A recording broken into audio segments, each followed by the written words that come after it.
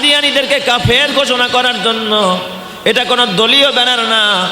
পাকিস্তানের শীর্ষ আলেমরা এই আগামীকালকের সমাবেশে থাকবে। বড় বড় আলেমরা, দেওবন্দের আলেমরা থাকবে। আফগানিস্তান থেকে বড় বড় আলেমরা আসবে। গোটা বিশ্ব থেকে, মক্কা থেকে মসজিদে হারামের ইমামদের ভিতরে একজন ইমাম আসার কথা কালকের অনুষ্ঠানে। সারা পৃথিবীর মুসলমানদেরকে দাওয়াত দেওয়া হয়েছে। প্রতিটা মহলের মধ্যে, পাড়ায় মহল্লায় এ নিয়ে আলোচনা হয়েছে। সবাই জানে আগামীকালকের অনুষ্ঠানে যাবে।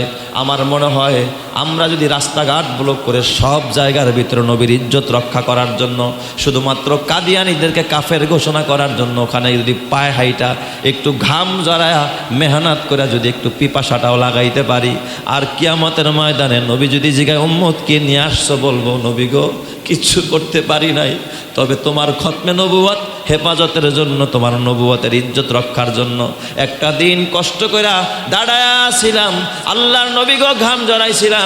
নবীজি ওই দিন কিয়ামতের ময়দানে তোমার ডাইকা যদি উম্মত বলে পরিচয় দিয়ে দেয় আর এক গ্লাস হাউজে কাউসারের পানি পান করায়া দেয়, আমার আল্লাহ তোমাকে ডাইরেক্ট জান্নাতি বানায়া দিবে।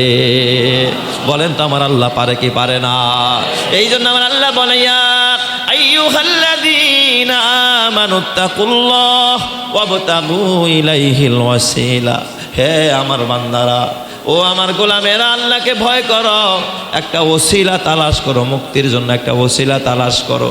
আপনার আমল দিয়ে নাজাত পাওয়ার কোনো উপায় নাই। আছে উপায়? কিয়ামতে দাঁড়ায় বলতে পারবেন না আল্লাহ আমি আমার নামাজ দিয়া জান্নাতে যাব, এমন সাহস কারো আছে? আল্লাহ যদি জিগায় নামাজ দিয়া জান্নাতে যাবি, তাহলে মাগরিবের নামাজ পরশ নাইকা, ফজরেরটা পরশ নাইকা, একদিন পরশস 3 দিন পরশ নাই। যদি বলেন আল্লাহ রোজা দিয়া জান্নাতে যাব, আল্লাহ কয় কই ওই যে 12 বছরের পর থেকে কয়দিন রোজা রাখছস? যাইতে পারবেন রোজা দিয়া জান্নাতে? যাইতে পারবেন নামাজ দিয়া জান্নাতে? যদি কোন হজ দিয়া জান্নাতে যাব, আল্লাহ যদি জিগায় কয় টাকা হালাল টাকা নিয়ে হজ করছস, কেমনে তুই হজ দিয়া জান্নাতে যাবি? যদি বলেন দান খয়রাত দিয়া জান্নাতে যাব, আল্লাহ যদি জিগায় গোলাম মানুষের বাহবা নেওয়ার জন্য দান করছিলি, আল্লাহর জন্য দেশ নাই, মানুষের দেখানোর জন্য দিয়েছিলি, মানুষ তোরে বাহবা দুনিয়াতে দিয়া দিছে, তাহলে আমি আল্লাহ তোরে বিনিময়ে কি দিব? যদি বলেন আল্লাহ গো রব্বুল আলামিন আমি এটা দিয়া জান্নাতে যাব, ওটা স্বয়ং সম্পূর্ণ না, এই জন্য কোনো ওলিও পারবে না নিজের আমল দিয়া জান্নাতে যাইতে, কোনো নবীও পারবে না।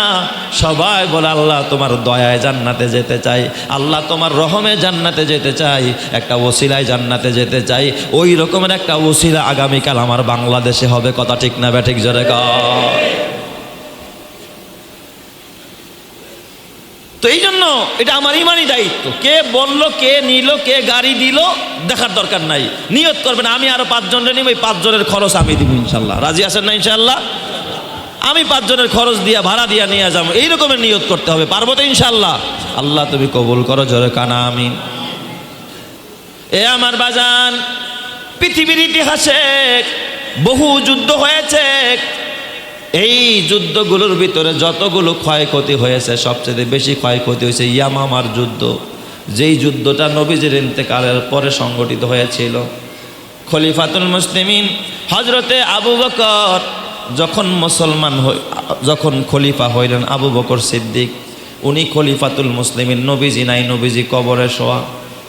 আবু বকরের জমানায় একজন প্রতারক, একজন মিথ্যাবাদী, একজন ভণ্ড, সে নবুয়তের দাবি করলো। মুসাইলামা, এর নাম কি?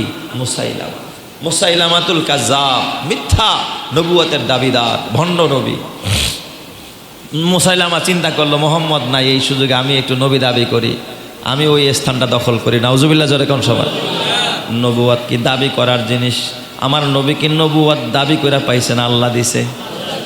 আমার নবী তো নবুয়ত পাওয়ার একদিন আগেও জানে না যে সে নবী হবে। কারণ নবুয়ত এটা কোনো নেতায় দেয় না, সিলেকশনের দ্বারা হয় না। নবুয়তটা কেউ দেয় না। নবুয়তটা টাকা দিয়া লবিং করে কিনা আনা যায় না, যে মনোনয়নটা আমি কিনা নিয়ে এলাম টাকা দিয়া 2 কোটি দিয়া। এটা কিন্তু টাকা দিয়া কিনা যায় না, এটা রবের পক্ষ থেকে ফয়সালা হয়। আল্লাহ যারে নবুয়ত দান করে সেই নবী হয়, আল্লাহ যারে নবুয়ত দান করে না সে কিয়ামত হয়ে গেল কোনোদিন নবী হতে পারবে না। কথা ঠিক কিনা? তো এই মুসাইলামাতুল কাজ্জাব নবী দাবি করছে। হযরত আবু বকর সিদ্দিক রাদিয়াল্লাহু তাআলা আনহু সাহাবায়ে কেরামের একটা জামাতকে তৈরি করে ফেললেন, চলো আমরা মুসাইলামার বিরুদ্ধে লড়াই করব, যুদ্ধ করব। সাহাবায়ে কেরামের বিশাল একটা বাহিনী তৈরি হয়ে গেছে। যায় দেখে মুসাইলামাতুল কাজ্জাবের বাড়িটা ওয়াল করা 40 ফিট উঁচা। কয় ফিট? 40 ফিট। এটা ওভারটেক করে ভিতরে যাওয়াও সম্ভব না, ওরে খতম করাও কিনা সম্ভব না। এই সাহাবায়ে কেরামের ভিতরে একজন সাহাবী, তার নাম হযরতে ওয়াহশী রাদিয়াল্লাহু তাআলা আনহু। এই ওয়াহশী ডাক দেয়া বলে, ও ভাই আবু বকর, আমিরুল মুমিনিন, খলিফাতুল মুসলিমিন, আপনি খালি আমারে পারমিশন দেন, কিসের ওয়াল, কিসের প্রাচীর, কিসের দুর্গ?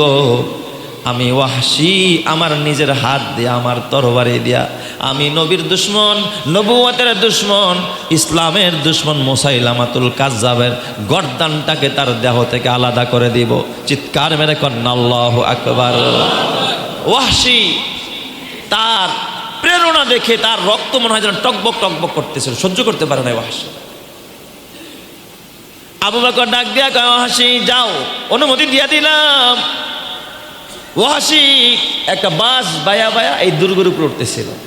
ভিতরে মুসাইলামাতুল কাজ্জাব 40 ফিট উঁচা বাঁশের জার দিয়া বায়া ওই 40 ফিট উপর থেকে ভিতরে লাফ দিছে, জাম্পিং করছে, হাতে তরবারি। জীবনের মায়া করে নাই, হাত ভাঙলো না, পা ভাঙলো এই চিন্তাও নাই। ভিতরে প্রবেশ করে মুসাইলামাতুল কাজ্জাবের কথা নাই, বার্তা নাই, ডাইরেক্ট গিয়া তরবারি দিয়া চুলটা ধরে একটা গর্দান একেবারে দেহ থেকে আলাদা করে ফেলছে। আর একটু জোরে কোন সুবহানাল্লাহ। এই খণ্ডিত মাথাটা হাতে নিয়ে ওয়াহশী যখন বের হয়ে দৌড়ায়, সবাই ওয়াহশীর কপালে চুমু খায়। আবু বকর ডাক দেয়া কয়, ওয়াহশী রে, আল্লাহর নবীর জীবদ্দশায় তোমার প্রতি একটা কষ্ট ছিল। আল্লাহর নবী মক্কা বিজয়ের পর 10ম হিজরিতে আল্লাহর নবী যখন সাহাবীদের 10,000 সাহাবী নিয়ে মক্কায় অবস্থান করলেন, এই ওয়াহশী তখন একটা রুমাল মুড়া দিয়া, মহিলাদের মতো আর কি, বোরকা বইরা এরকম একটা হালাত, রুমাল দিয়া মুখ ঢাইকা কোন রকম চোখটা খুইলা নবীজির কাছে আইসা কয়, আশহাদু আল্লাহ ইলাহা ইল্লাল্লাহ ওয়া আশহাদু আন্নাকা রাসূলুল্লাহ। চেহারা দেখায় না, আইসা নবীর সামনে কালিমা পড়ে ফেলাইছে। নবী তো ঘোষণা দিছে যারা কালিমা পড়বে তারা কি হয়ে যাবে, নিরাপদ হয়ে যাবে। মক্কা বিজয় হয়ে গেছে, মানুষ দলে দলে কি করতেছে, কালিমা পড়তেছে। ইজা জাআ নাসরুল্লাহি ওয়াল ফাত ওয়া রাআইতান নাসা ইয়াদখুলুনা ফি দীনিল্লাহি আফওয়াজা। দলে দলে মানুষগুলো কালিমা পড়তেছে, মুসলমান হয়ে যাচ্ছে। ওয়াহশীও ওই সময় কালিমা পড়ছে। রাগ পর্যন্ত সে বেদিন ছিল, কাফের ছিল, চেহারা খোলে না, কালিমা পড়েছে। নবী আমার ডাক দিয়া কয়, কে গো, তুমি কে? তুমি নারী না পুরুষ বুঝতে পারলাম না, চেহারা খোলো। ডাক দিয়া বলে, ইয়া রাসূলুল্লাহ, ইয়া হাবিবাল্লাহ, আপনি আমারে মাফ করবেন না, আগে কনের পরে চেহারা খুলবো। কয় ঠিক আছে, আজকে তো কালিমার বদৌলতে সবাই এর ক্ষমা করা হলো। লা তাসরিবা আলাইকুমুল ইয়াউম, আজকে কারো উপর আমি আধিপত্য চালাবো না, আমার ক্ষমতা প্রয়োগ করব না, আমি মুহাম্মদ সাধারণ ক্ষমা ঘোষণা করে দিলাম। চেহারা খুলো। ওয়াহশী যখন চেহারা খুলছে, নবীজির চেহারাটা মলিন হয়ে গেছে। কারণ এই ওয়াহশী নবীজির চাচা সাইয়্যিদুশ শুহাদা হযরতে হামজা, যেই হামজা নিজের জীবন দিয়ে নবীকে রক্ষা করত। কাফেররা যখন এই নবীর উপর আক্রমণ চালাইতে যাইতো, হযরতে হামজা নিজের জীবন দিয়া সামনে দাঁড়ায় যেত। কে পারবি আমার ভাতিজা মুহাম্মদের সামনে তার গর্দানটা উড়াইয়া দিব। নবীজি তার আপন চাচা হযরতে হামজা, এই হামজাকে এত ভালোবাসতেন। উহুদের যুদ্ধে এই ওয়াহশী তখনও অমুসলিম, তখনও কাফের, কালিমা পড়ে নাই। নবীর চাচা হামজারে হত্যা করে মাথাটা হিন্দার কাছে নিয়ে গেছে। হিন্দা এই নবীর চাচার কলিজা বাইর করে তারপরে কলিজা চিবাইছে। ওয়াহশী তখন নবীর চাচা হামজারে হত্যা করেছে। নবী এত কষ্ট পাইছে চাচার লাশটা দেখা, চাচার কলিজা চিবায়। নবীজির এত কষ্ট, এই কষ্ট নবী ভুলতে পারে না।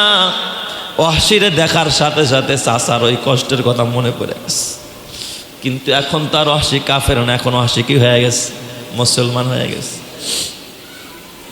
ওয়াহশী তখন ডাক দিয়া কয়, ইয়া রাসূলুল্লাহ, ইয়া হাবিবাল্লাহ, যেই হাত দিয়া আমি ওয়াহশী পৃথিবীর একজন শ্রেষ্ঠ যোদ্ধা আপনার চাচার আমি শহীদ করে দিয়েছিলাম, নবীজি আমার এই হাত দিয়া আমি পৃথিবীর একটা নিকৃষ্ট মানুষকে হত্যা করব। ইয়া রাসূলুল্লাহ, আমি যেই ক্ষতিটা করেছিলাম এই ক্ষতির বদলা নিব।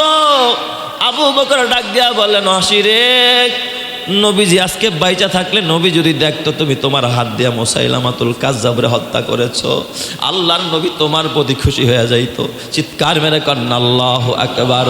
ও ফখরে জাহা, ফখরে জামা, ফখরে উমাম হে, ये आहद बेमी में शाहे लौह कलम है, ये आहद बेमी में शाहे लौह कलम है, रुतबे में फदू सबसे ही अल्लाह से कम है, ये कौल शबरोज मेरा हक की कसम है, ये कौल शबरोज मेरा हक की कसम है।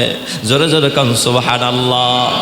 তাইলে এই মুসাইলামাতুল কাজ্জাবরে হযরতে ওয়াহশী রাদিয়াল্লাহু তাআলা আনহু হত্যা করে ফেলেছে। এই যুগেও মির্জা গোলাম আহমদ কাদিয়ানী যে নবী দাবি করেছিল, আল্লাহ তাআলা ওর মৃত্যুটা দিছে ডাস্টবিনের ভিতরে, বাথরুমের ময়লার ভিতরে, ময়লা খায়া খায়া আল্লাহ তাআলার মরণ দিছে। জোরে কর নাউজুবিল্লাহ। কোন নবী বাথরুমে তার মরণ হতে পারে না, বাথরুমের মধ্যে পয়রা মরছে এই গোলাম আহমদ কাদিয়ানী।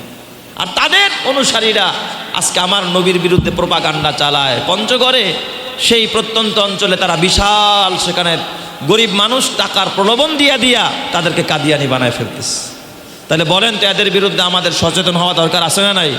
যদি নবীর সুপারিশ চান, নবীরে ভালোবাসতে চান, তাহলে আমি আপনাদের কাছে এতটা অনুরোধের সাথে কখনো দাবি জানাই নাই। আগামী কালকের প্রোগ্রাম আমাদের প্রোগ্রাম, বলেন আগামী কালকের প্রোগ্রাম আমরা যাব ইনশাআল্লাহ, ইনশাআল্লাহ। আল্লাহ তুমি সবাইকে হাজিরা দেওয়ার তৌফিক দান করো, সবাই বলে আমিন। ওয়া আখিরি দাওয়ানা আনিল হামদুলিল্লাহি রাব্বিল